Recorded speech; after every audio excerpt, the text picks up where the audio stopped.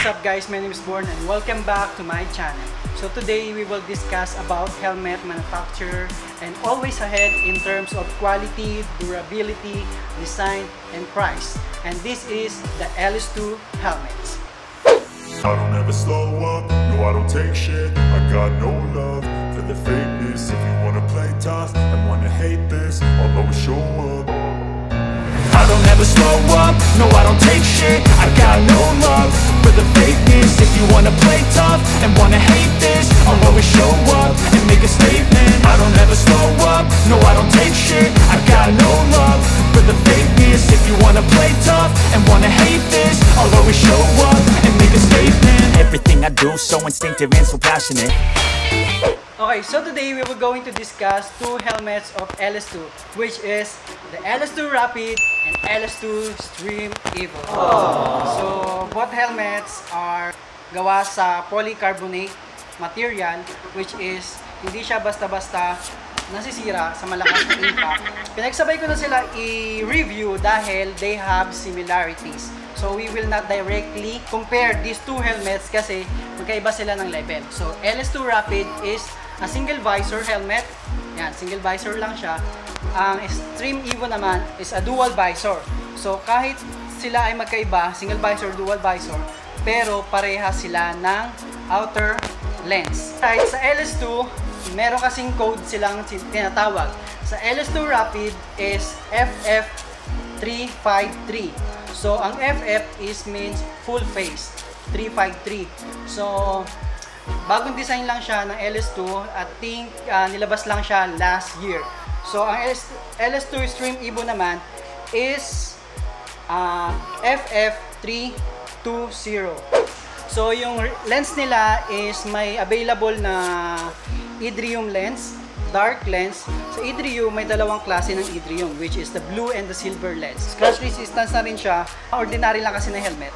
So gasgas na agad siya. Sa LS2 matagal siyang gumasgas. At sa tagal ko nang ginamit to, hindi siya naninilaw.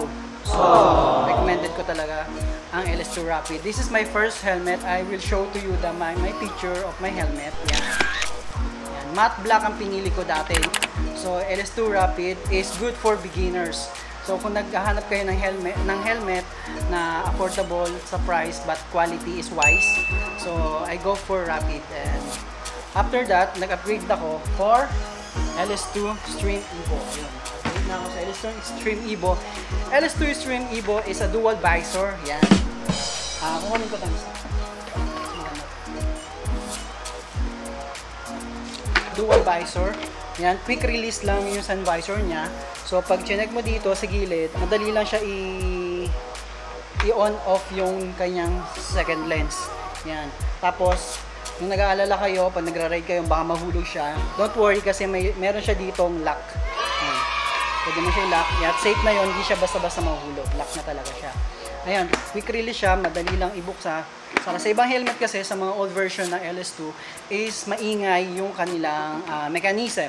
Yung mechanism yung nag-hold dito, yung nag-hold na, makikita nyo yan. Anti-fog ready na rin siya. Makikita nyo sa lens kung para saan to, etong bilog na to, sa dulo, sa gilid. So, pag bibili kayo kasi ng anti-fog film, kung sakto yan dito, lalagay nyo yan dyan, parang guide, para sakto yung paglagay nyo ng anti-fog na film. Ito yung strap niya, quick release siya. Yan, hilahin nyo lang yung pula. Hilahin nyo lang yung pula. Tanggal agad. Yung iba kasi binubol-bol pa eh. They have a pad here. Yan.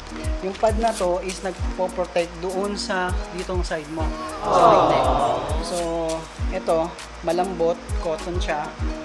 Medyo sa malambot siya eh, komportable siya pag sinuot. Hindi lang siya basta isang strap. Pag strap kasi matigas, magkakaroon ka ng mga mark dito pag katagalan. Kagandahan sa Stream Evo is mas maganda yung kanyang protection ng strap. So ayan, compare mo sa Rapid.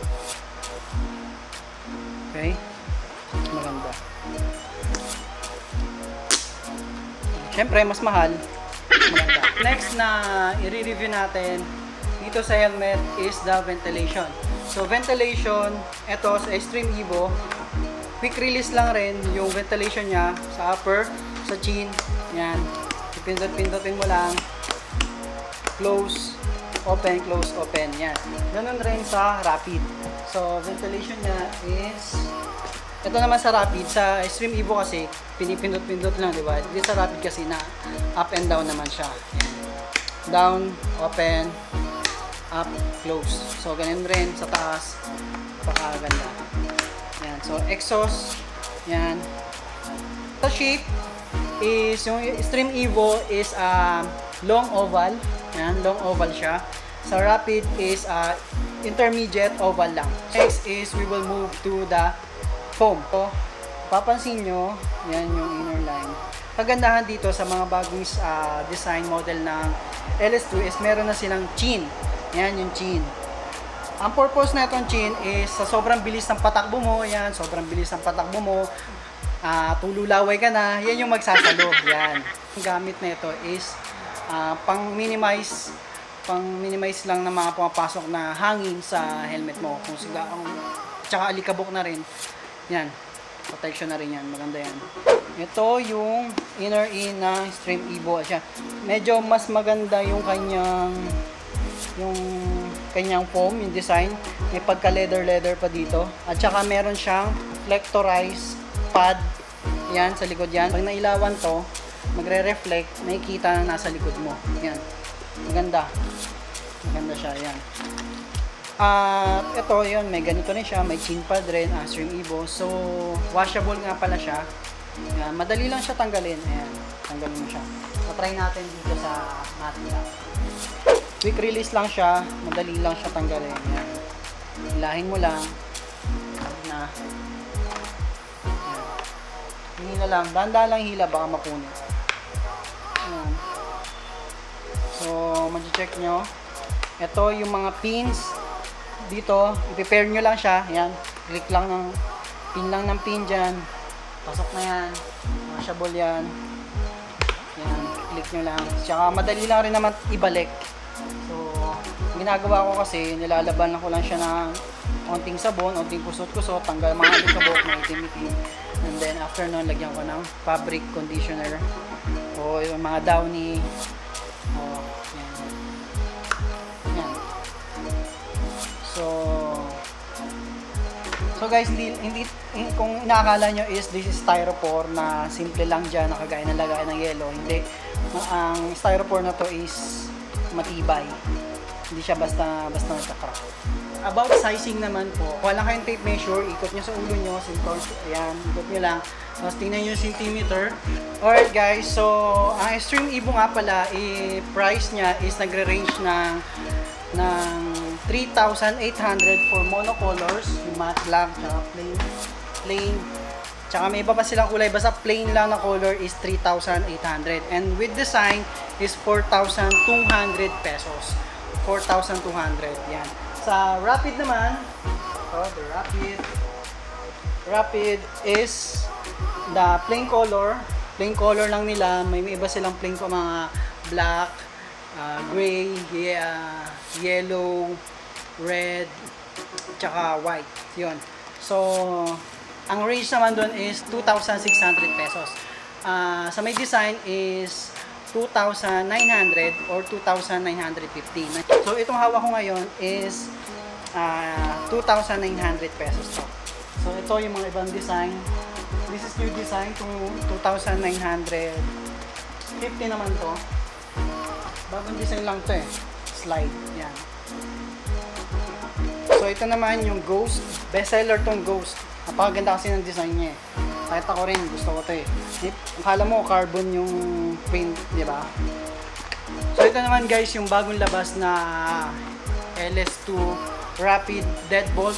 Blue siya. So ang isang kulay na ito, unang kulay na ito is yung kulay orange. Yan. Paganda. Matte color siya. Yan. So ma-avail nyo tong LS2 helmets dito lang sa Dadatungin Trading located at 8th Avenue. So I will show to you how to get here from Monumento. So sa Monumento, ride lang kayo dire-diretso papunta ng Victory Mall, madadaanan yung LRT Monumento. So after that, madadaanan nyo yung 10th Avenue and then BDO Tsaka pag nakita nyo na yung Honda Triumph, so next ng Honda Triumph, yun na yung dadatungin. So tandaan nyo lang is Honda Triumph, next nun is yung dadatungin na. So maganda yung location, malawak yung parking. Sa 10th Avenue kasi masyado ng crowded, marami ng tao doon. So mahirap mag-parking. Dito makakapili kayo, makakapagsukat kayo ng size nyo. Pag nandito na kayo sa Dadatungin Trading, so makaka-avail kayo ng 10% discount just to subscribe to my channel. Second is like and share this video. And after that, pakita nyo lang sa mga staff dito, babait yan, bibigyan kayo ng 10% discount. Ang gasolina na rin yung discount. Don't forget to subscribe to my channel. So, shoutout nga pala kay Brian Martinez, yung customer ko na taga-Cavite, yung pinakamalayong na deliveran ko doon sa Bacoor. So, shoutout sa'yo. Shoutout rin sa lahat ng LS2 user dito sa Facebook, LS2 Helmet Group. Shoutout sa inyo. And shoutout rin kay Brian, Angel at kay Jana dito sa Dadatungin. Sila yung mga staff dito na mababait yan. Bibigay sa inyo ng 10% discount. Welcome po kayo sa Dadatungin and subscribe po kayo sa channel ni Born Martinez po.